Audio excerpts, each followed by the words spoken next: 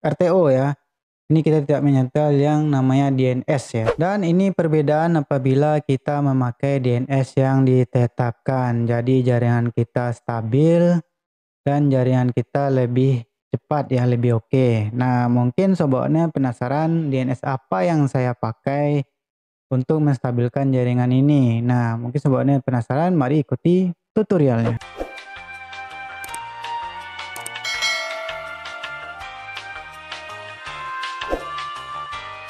Assalamualaikum warahmatullahi wabarakatuh. Sobat Ner, apa kabar kalian? Saya harap baik-baik saja. Jadi di video ini kita membahas yang namanya DNS. Nah, DNS itu apa bang? Nah, DNS itu adalah singkatan dari sistem yang namanya domain ya. Jadi domain name system itu tujuan yang keduanya. Nah, yang paling penting itu kita perlu stabil. Karena waktu respon di server, alamat server aplikasi di server, contohnya di server Shopee Food Driver tadi. Jadi di sini kita itu menggunakan DNS tujuannya untuk menstabilkan jaringan, mempercepat jaringan di aplikasi Shopee Food. Kita perlu yang namanya jaringan yang stabil. Jadi respon jaringan kita, HP kita ke server itu lebih oke. Nah, jadi kita itu tidak langsung dari jaringan provider jaringan kita ke alamat servernya aplikasi ya, seperti Shopee Food Driver, Gojek, Grab. Nah, kita tuh terlebih dahulu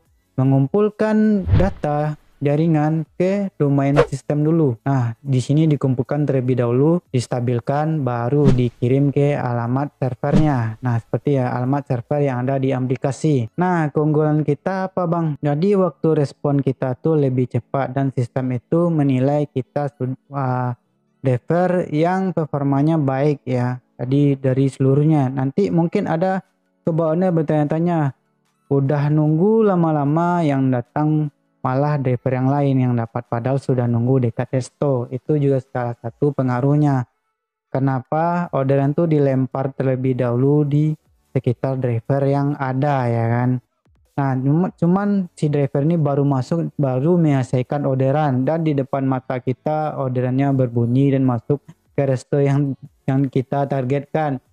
Itu juga mempengaruhi hal ini ya, karena jaringan kita tidak stabil dan kurang bagus ya. Nah di sini DNS itu di pengaturan Android itu ada 4 DNS ya. Ya, 4 DNS, yaitu yang pertama Open DNS. Apabila kita mengaktifkan DNS otomatis, dia langsung dapat Open DNS. Nah, itu yang pertama. Yang kedua itu Unstructured DNS ya. Yang ketiga Cloudflare DNS yang saya pakai, dan Google DNS. Nah, di sini kita memakai yang paling kencang, yang paling cocok untuk aplikasi ojol. Ya, semua aplikasi ojol ya itu cocok sama yang namanya Cloudflare. Nah, di sini Sobat Owner kita langsung install saja. Tapi tunggu dulu Sobat Owner, sebelum kita lanjut, Sobat Owner sudah pencet tombol like dan subscribe ya apabila video ini bermanfaat, dan saya lebih semangat lagi memberikan tutorial yang bermanfaat untuk Sobat Owner. Nah, apabila Sobat Owner sudah melakukan subscribe dan klik like, nah kita akan lanjut ya. Jadi kita pilih di pengaturan, lalu kita ambil jaringan dan internet. Dia ada langsung di paling bawah. Nah, di sini saya sudah setel ya, sudah setel duluan.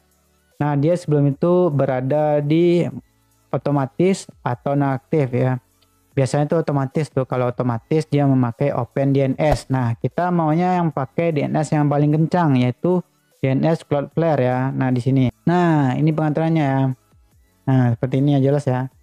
1.1.1.cloudflare.strip.dns.com. Nah, ini Sobat Owner sudah lakukan pengaturan, klik simpan ya. Nah, ini DNS yang paling cepat ya. Nah, dan di sini saya kasih catatan terlebih dahulu, tips ya.